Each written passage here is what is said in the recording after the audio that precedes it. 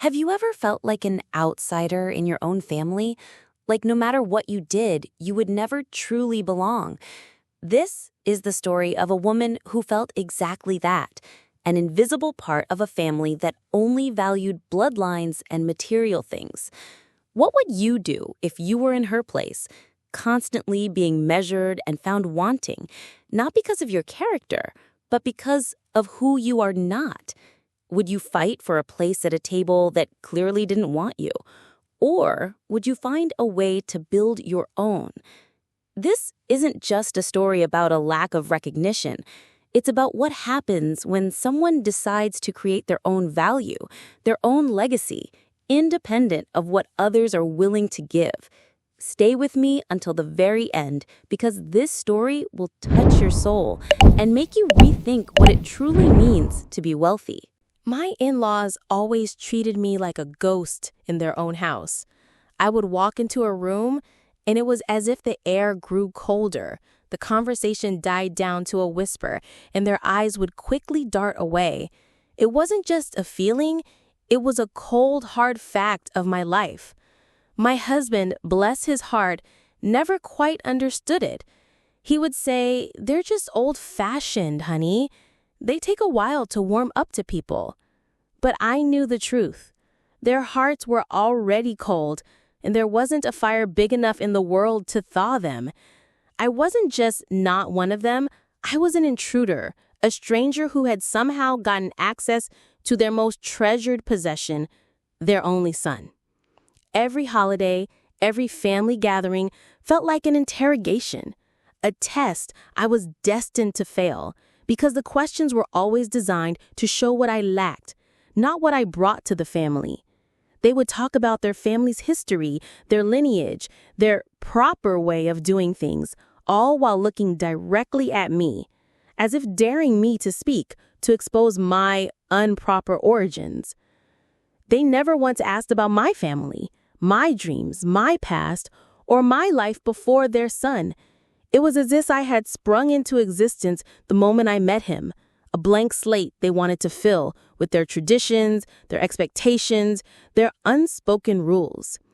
I remember one Christmas, his mother pulled out a photo album, its leather cover worn and its pages filled with sepia-tone images of relatives I'd never met.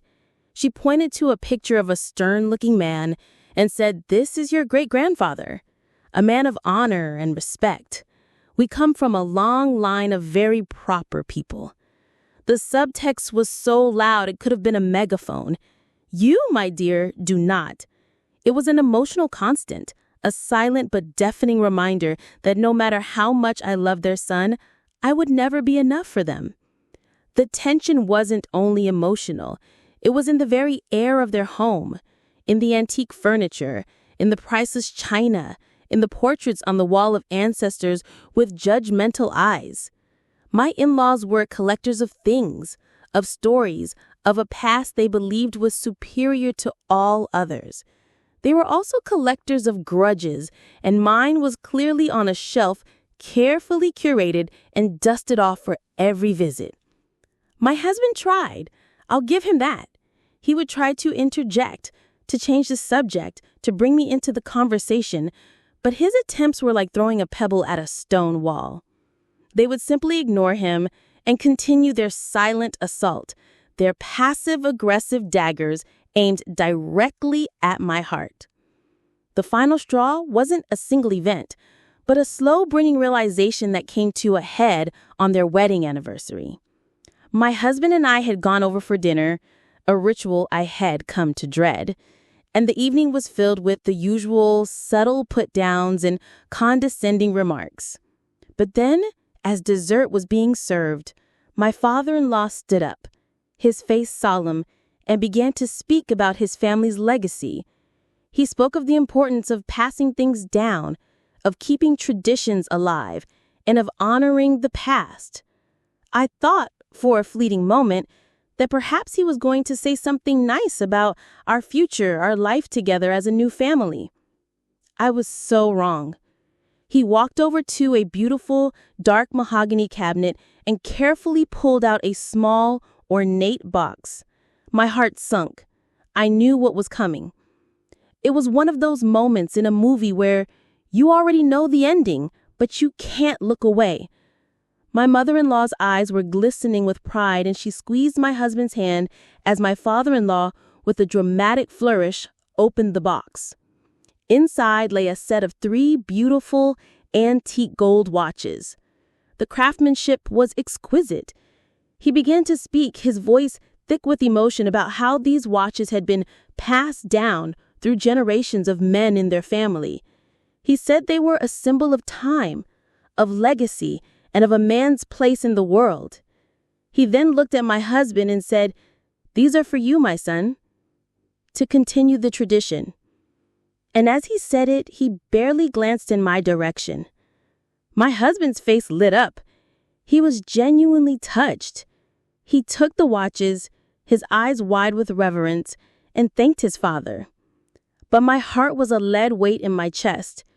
He had a set of 3 watches, one for him, one for a son he might have, and one for a son that son might have.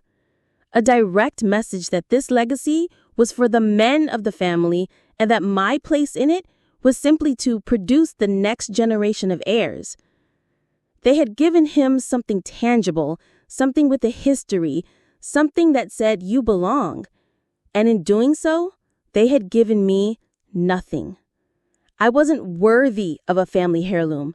I was just the vessel for the next generation, a temporary guest in a house with a very long history. It was a silent but very public display of their disdain. And as I looked at my husband's beaming face, I smiled, but on the inside, I began to see things with a new, cold clarity. The drive home was quiet. My husband was so absorbed with the watches, turning them over in his hands, admiring the intricate details, that he didn't even notice my silence. He was a good man, a kind man, but he was also a man who had never been denied anything, never been made to feel like a second-class citizen in his own life. He didn't understand the invisible wounds, the way their words and actions were carving away at my self-worth. When we got home, he laid the watches out on the coffee table, a beautiful, gleaming testament to his family's legacy. I looked at them and felt an emptiness in my chest. I finally said, "They didn't even acknowledge me, did they?" He looked up, confused. "What do you mean, honey? Of course they did. They were just so focused on giving me the watches." I didn't push it. It would have been a useless conversation. He couldn't see what was so obvious to me because he wasn't looking at it from my perspective. He was looking at it from the perspective of a beloved son, a man who had been given a gift, not a woman who had been denied one. That night, I lay awake for hours, staring at the ceiling. The watches lay on the table, their quiet elegance a stark contrast to the emotional turmoil I was feeling. They were a symbol of a legacy I was never going to be a part of, a story I was only allowed to be a footnote in. I thought about the irony of it all. They wanted me to be a part of their family, but only on their terms. They wanted me to give them grandchildren, to continue their lineage, but they weren't willing to give me a piece of their history in return. It was a trade, an unspoken contract. I would give them their future, and in return, they would allow me to exist on the periphery of their lives. And for the first time, I began to feel a fire building inside me, not of anger, but of something else entirely. It was a quiet, determined resolve. I realized I couldn't change them. I couldn't make them see me for who I was or make them accept me into their fold. Their minds were made up a long time ago. The only thing I could change was myself and my reaction to their cruelty. I decided that night that I was not going to be a victim. I was not going to spend my life trying to prove my worth to people who had already decided I had none. I was going to find my own worth, my own legacy, and my own sense of belonging, and I was going to do it without them. I was going to build something they couldn't touch, something they couldn't give or take away, something that was uniquely mine. The next morning, I woke up with a new purpose. I began with small changes. I stopped trying so hard to please them. I didn't bake a special dessert for their visits or buy them extravagant gifts for their birthdays. I did the bare minimum of what was expected, a simple hello and goodbye, and nothing more. The less I tried, the more confused they seemed. My mother-in-law would make a subtle comment about a dessert I used to make, and I would simply smile and say, "Oh, I'm just not in the mood for baking these days." There was no anger in my voice, no frustration, just a quiet indifference. And that, I realized, was what they hated most. They could handle my frustration, my hurt, my attempts to please them, but they couldn't handle my lack of care. Then I started to focus on my own passion project. For years, I had been an avid artist, painting landscapes and portraits, but it had always been a hobby, something I did in my spare time. Now it became my focus. I set up a small studio in our spare room, bought new canvases and paints, and began to work every single day. I poured my emotions, my frustrations, and my dreams onto those canvases. I painted the landscapes of my childhood, the faces of my family, the moments that had defined me. It was a release, a way of building a world that was entirely mine, a world where I was the main character, the artist, the one who created beauty from nothing. My husband noticed the change. He saw the passion in my eyes, the way I would lose track of time in my studio, the quiet confidence that was replacing the quiet sadness. He was supportive, but still didn't quite understand the depth of my motivation. He would peek into my studio and say, "Wow, honey, that's beautiful. What's it for?" And I would simply smile and say, "It's for me. It's for my soul." I wasn't just painting pictures.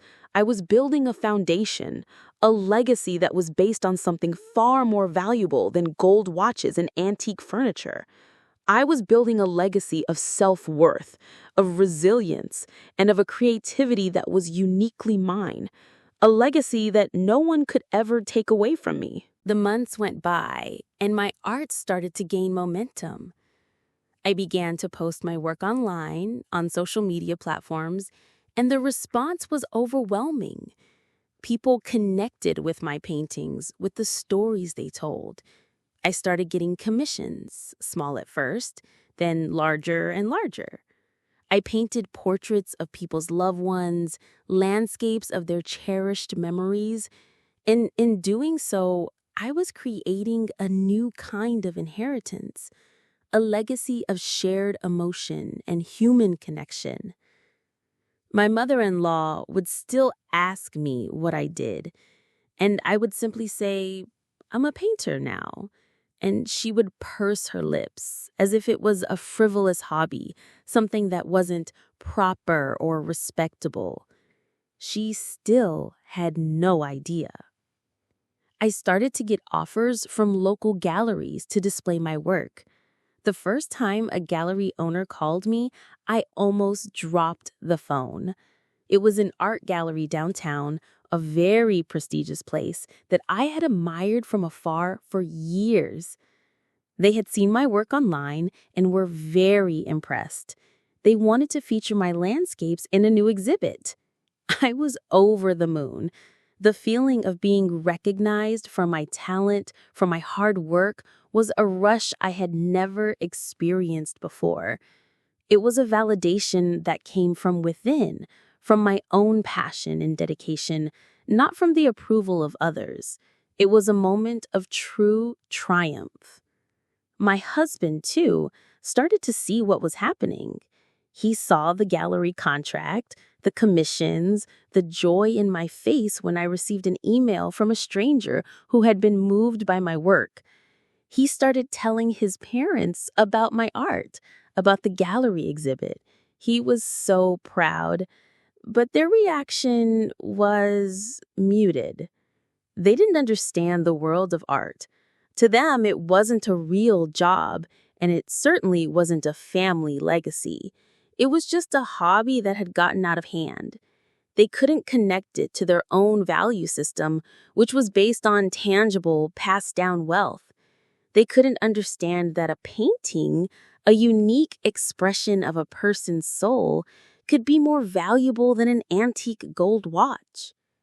If this story has touched you in some way, if it's made you think about your own worth and what you bring to the world, please leave a like now and share it with someone who needs to hear this message.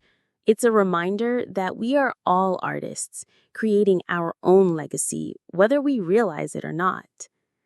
The night of the gallery opening was a blur of emotions. I was nervous, excited, and a little overwhelmed. So many people came, and they were all so genuinely interested in my work. They asked me questions about my process, about my inspiration, about the stories behind my paintings.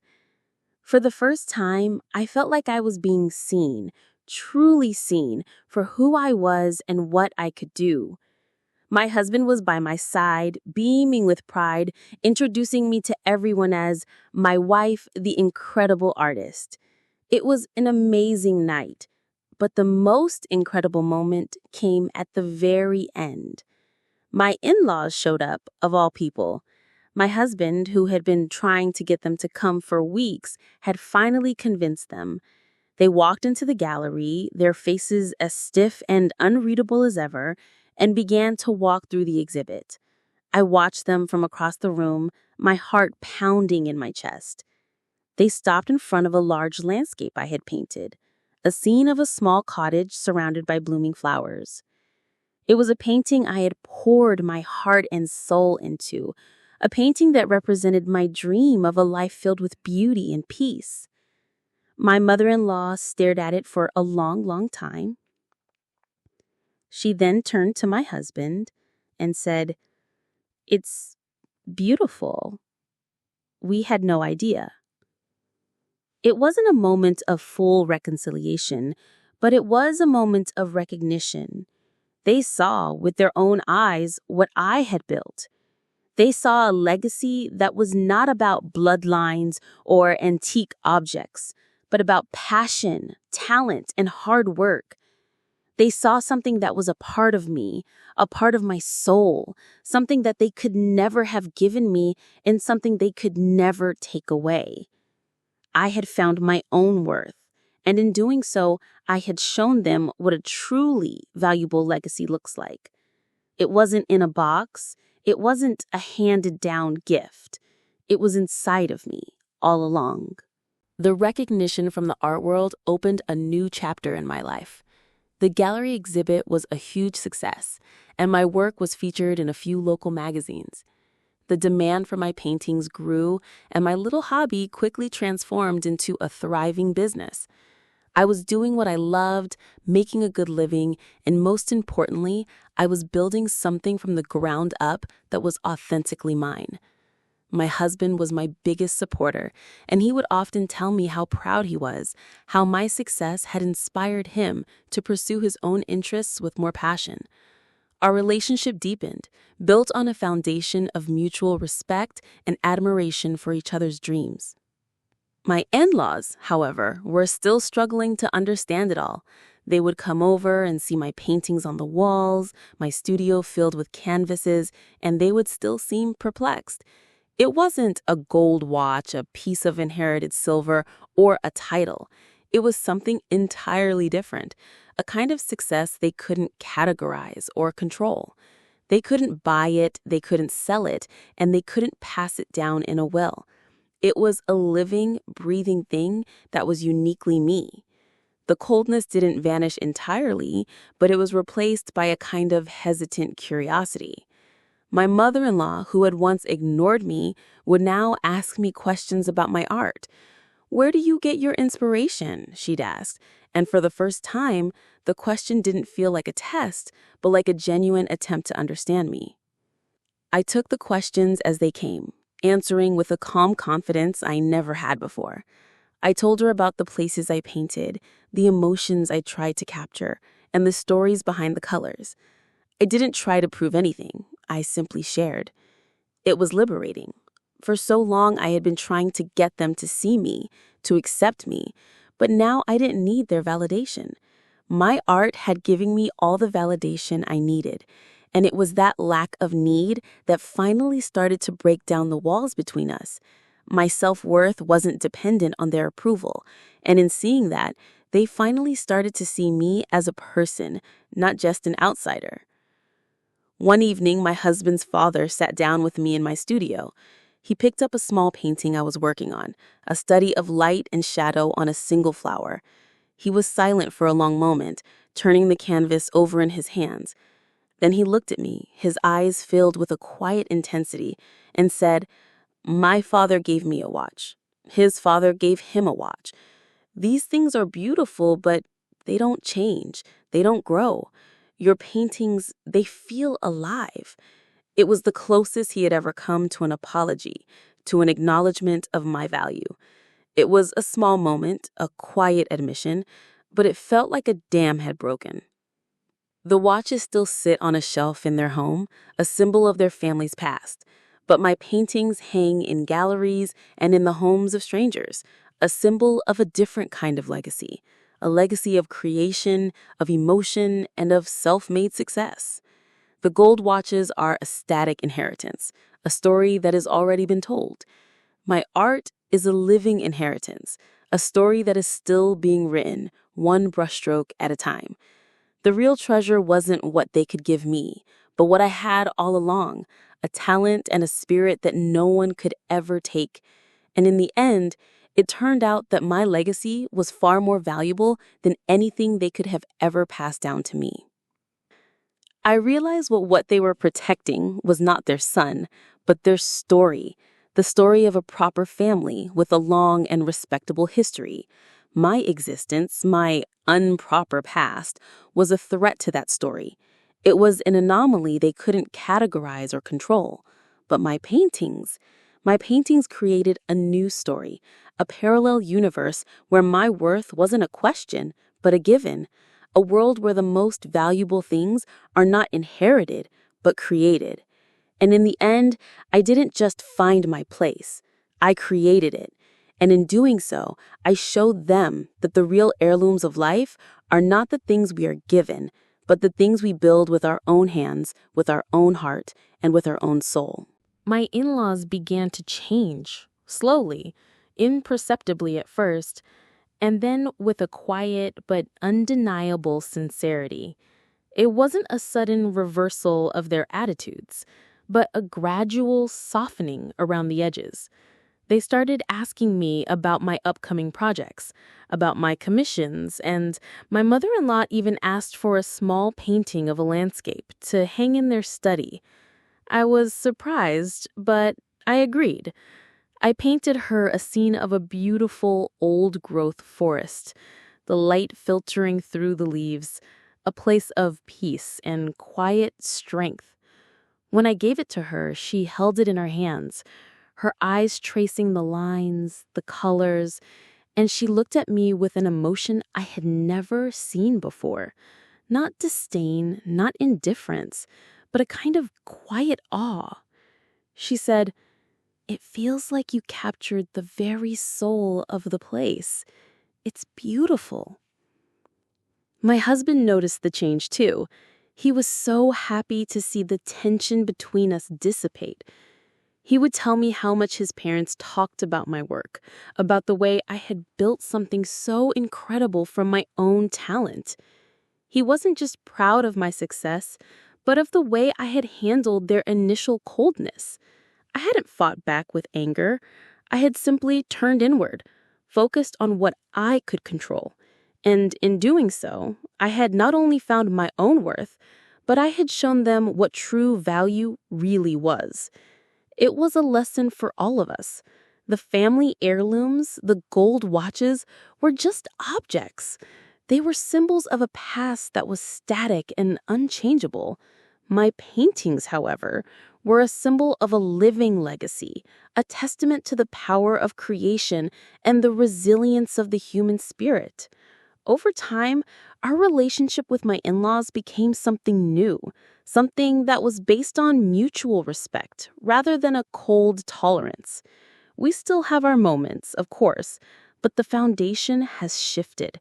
They no longer see me as an outsider, as a stranger who married into their family.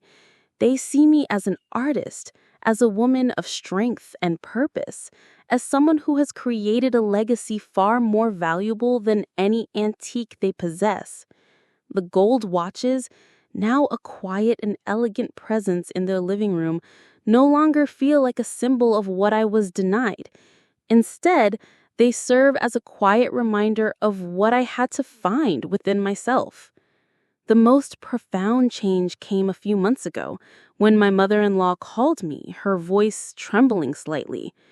She told me that her favorite old teapot, a family heirloom that had been in their family for over 100 years, had been accidentally broken. She was devastated. She asked me if I could do something, anything, to immortalize it, to save the memory of it. I said, I can't fix the teapot, but I can paint it. And so I did. I painted a beautiful, delicate portrait of the broken pieces, scattered on a small table, with the warm light of the afternoon sun filtering through a window, illuminating the cracks and the chips. It was a portrait of imperfection, of beauty in the broken, of a story that continued even when the object itself had shattered. When I gave it to her, she cried. Not tears of sadness, but tears of a profound and beautiful understanding. She told me that for her, the painting was even more precious than the teapot itself. It wasn't just an object anymore. It was a memory, a story, a work of art that captured a moment in time and gave it new meaning. And in that moment, I realized the true value of my work. I wasn't just a painter of landscapes or portraits. I was a keeper of memories, a creator of legacies, a woman who had shown her in-laws that the most valuable things in life are not the ones we inherit, but the ones we create with our own hearts and hands. The gold watches are a beautiful story of the past, a symbol of a family's history that has been handed down through generations. But my paintings are a living story, a testament to a woman who chose to create her own legacy, her own worth, her own family on her own terms. The most valuable thing they couldn't take from me wasn't a physical object, but my spirit, my talent, and my ability to create something beautiful out of nothing. It was the one thing they didn't know I had all along, and the one thing that changed everything. The gold watches still sit in a prominent place in my in-laws' home, but they've been joined by a small framed print of my broken teapot painting, which my mother-in-law proudly displays next to her own cherished memories. The two objects, one a symbol of a centuries-old inheritance and the other a testament to a self-made legacy, now seem to exist in a kind of quiet harmony, each telling a different story of what it means to be truly wealthy. The old watches speak of a past that was given, while the painting whispers of a future that was earned, not through blood, but through the courage to create. I sometimes find myself thinking about that dinner, about the coldness in their eyes as they passed the watches to my husband, bypassing me completely. And I realize now that it was a gift in disguise. They thought they were denying me a piece of their history, but in reality, they were giving me the most valuable thing of all, the opportunity to discover my own. They were forcing me to look inward, to find the strength and the talent that had been lying dormant within me for so long. They showed me that my worth wasn't dependent on their recognition, and in that realization, I found a freedom I never knew I was missing. My husband and I are expecting our first child, and we have been talking about what kind of legacy we want to leave behind. We've decided that we don't want to be a family that only passes down things. We want to be a family that passes down passion and creativity, and the belief that the most beautiful things in life are the ones we build with our own hands. We want our child to know that their worth comes from within, from their own heart and their own spirit, not from a box of inherited treasures. The gold watches are a part of my husband's history, and he is proud of them. But the art that now fills our home is a part of our story, a testament to the life we are building together, a life that is truly and uniquely our own. The other day, I was sitting in my studio looking at a blank canvas when my mother-in-law came in. She didn't say anything, just stood there for a long moment, watching me. Then she walked over to me, and for the first time ever, she put her hand on my shoulder. It was a simple gesture, but it held a lifetime of unsaid things. She then said, "You are a very talented woman. We are lucky to have you." It was the culmination of years of quiet changes, of slow burning recognitions, and it meant more than any piece of gold ever could. It wasn't about the watches anymore. It was about me, and it was about a love that I had earned through my own authenticity and strength. I've learned that the true heirlooms of life are not the things we inherit from others, but the things we create for ourselves. They are the skills we develop, the passions we pursue, the kindness we show, and the love we build. These are the things that cannot be taken, cannot be broken, and cannot be lost.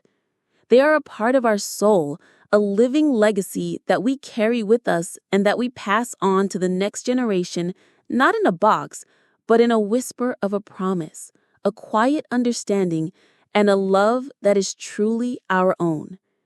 And so, while they may have given him the gold, I had the one thing they could never, ever take. The story of my in-laws and the gold watches is a reminder that we all have something beautiful within us, something that is uniquely ours. We all have the power to create our own worth, our own legacy, our own story, regardless of what others are willing to give us. And sometimes the greatest gifts are the ones we are denied because they forced us to find the hidden treasures within ourselves. And so, this is where the story truly begins, in the quiet aftermath of a revelation. It is a story not about what was lost, but about what was found. The watches were a beautiful illusion, a promise of belonging that was tied to a past that was not yours to claim. But you, with your artist's soul, chose to find your worth in the act of creation and the delicate dance between light and shadow on a canvas, in the simple truth that a person's worth is not a gift to be given, but a treasure to be unearthed. The in-laws, in their silent and dignified way, were not just passing down objects. They were passing down an entire story, a legacy built on the solid ground of blood and bone. And your story, the one you built from nothing, is a testament to the idea that some legacies are not written in stone, but in the vibrant, unruly colors of a life lived with purpose. This is a quiet, powerful truth, isn't it? That we are not just characters in a story that has been handed to us, but the very authors of our own myths. The things we chase, the validation we crave, so often are just echoes of a love we didn't receive. But when we turn inward, when we decide to create our own value, we find a kind of freedom that no one can ever take away. It is the freedom of a painter with a blank canvas, of a poet with an empty page, of a soul that has finally decided to write its own destiny.